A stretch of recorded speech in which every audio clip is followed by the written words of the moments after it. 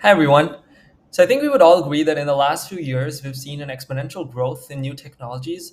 So this is everything from AI and deep learning to blockchain, Web3, cryptocurrencies, and all that decentralized stuff. And then we've got extended reality, AR, VR, and the metaverse, and all of those new things. And these are all really integrated into a mesh, by the way, because, for example, there's a lot of machine learning when it comes to AR, which seems to be part of the metaverse, which seems to be using cryptocurrencies as a form of payment. And so, really, it's like a combo offer of innovations. Oftentimes, because of this, it feels like these are all just buzzwords for startups to attract investors. Even if you don't think that, you might find it hard to see real business applications for these technologies just because all of these terms are used so interchangeably these days.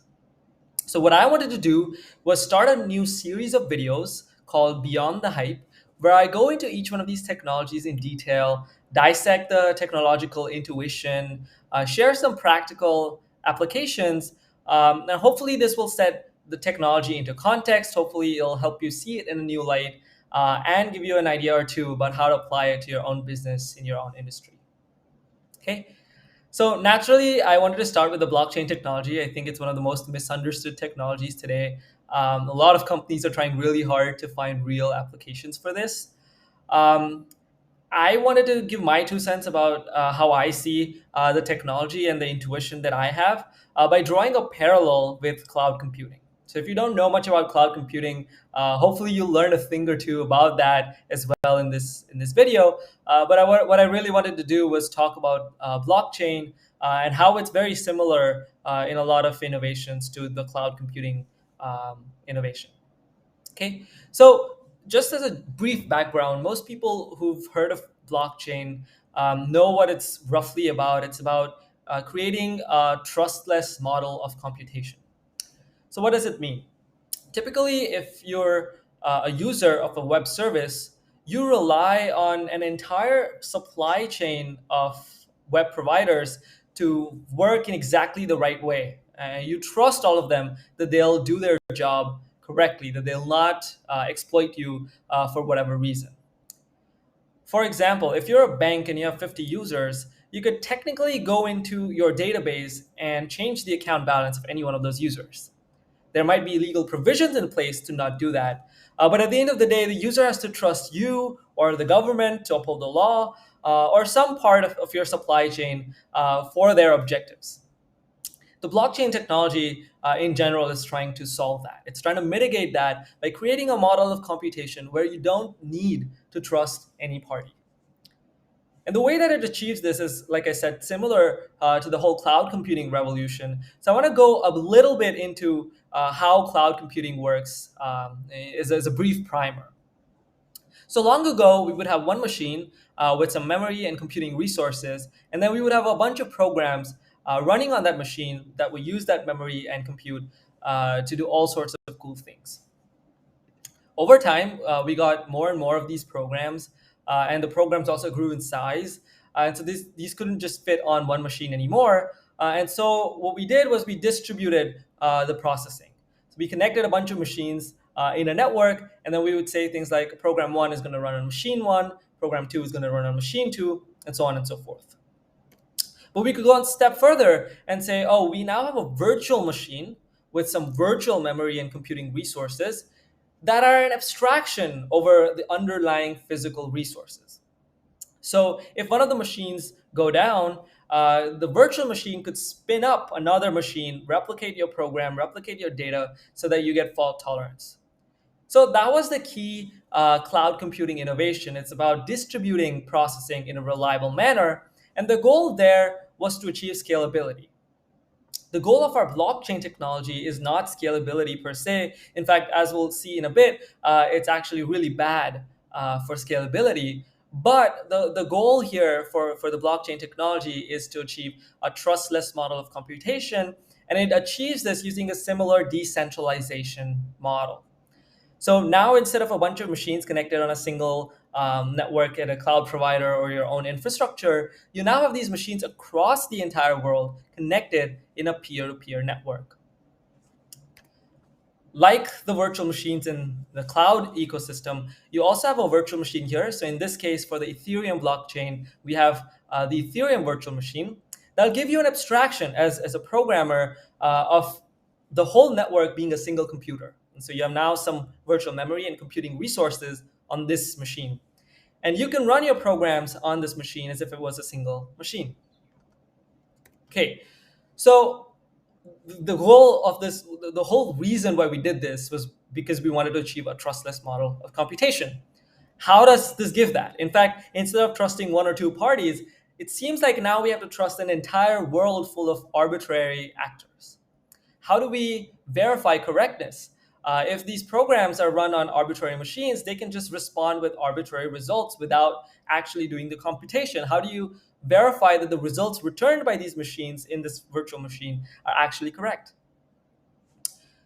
So, similar to the cloud computing innovation, in cloud computing, the key revolution was MapReduce. At least that's how I view it. With that model of computation, they simplified complex processing pipelines as a map phase and a reduce phase that would allow for really easy distribution. That was at its core a simplification of really complex things that you would want to do. And in fact, there are some programs that you cannot really fit in the MapReduce model very well either. But the goal was that by simplifying the model, you could achieve better guarantees in scalability. Turns out we can do something similar when it comes to the blockchain technology. We can simplify the model to achieve all of these guarantees that we talked about. So in blockchain, essentially the whole program is represented as a state machine.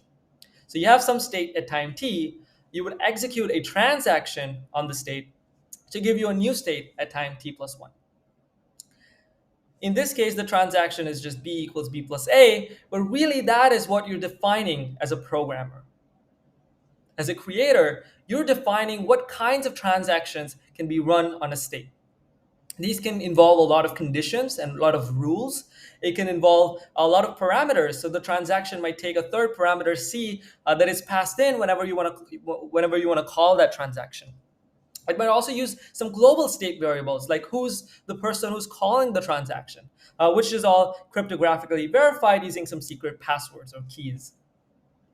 So really, what you're defining as a programmer is how does the state change from one to another in this model? And turns out you can do a lot of complex things with just this simplified model. Then we have an algorithm to actually take these transactions and get us all the correctness, verification, trust, all of those good things that we really want.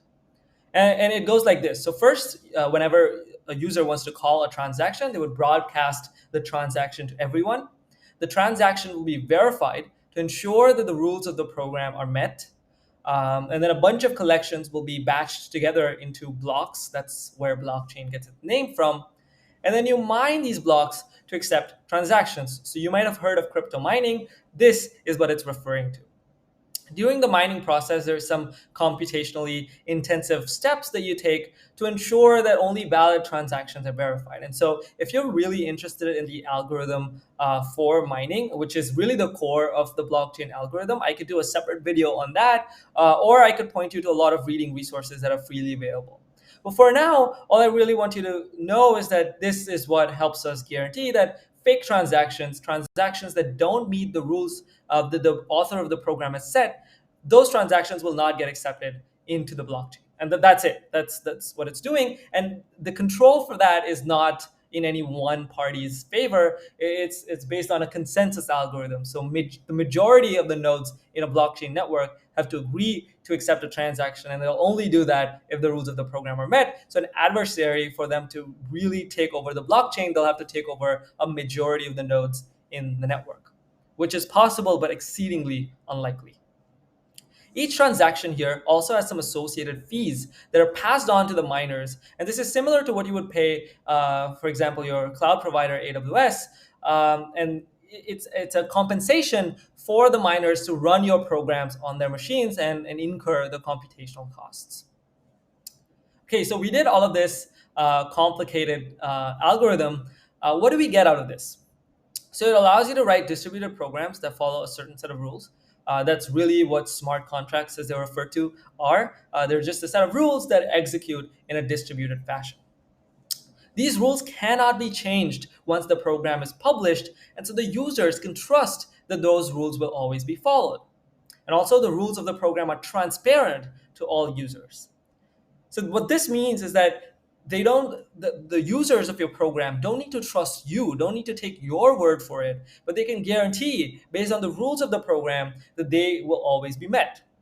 So, for example, if in the rules of my banking application, I prohibit myself from just deducting anyone's balance willy nilly, that's part of the rules, and the users can trust that'll always be followed without having to trust me as a person. Similarly, only valid transactions are accepted, and they change the state atomically. So, even though it's distributed, we don't see race conditions. And finally, we get an incentive model to make people want to run these programs in the first place in exchange for the gas money. This is what the transaction fees are. This is what the mining fees are. This is the same thing. Okay. So that's all well and good, but what do we give up? So we give up our control to freely update our programs at any time, and that is desired because if you could change the code, if you could change the logic of your program at any time, then the users will have to trust you that those changes will not be detrimental to their objectives and their goals. We also give up efficiency.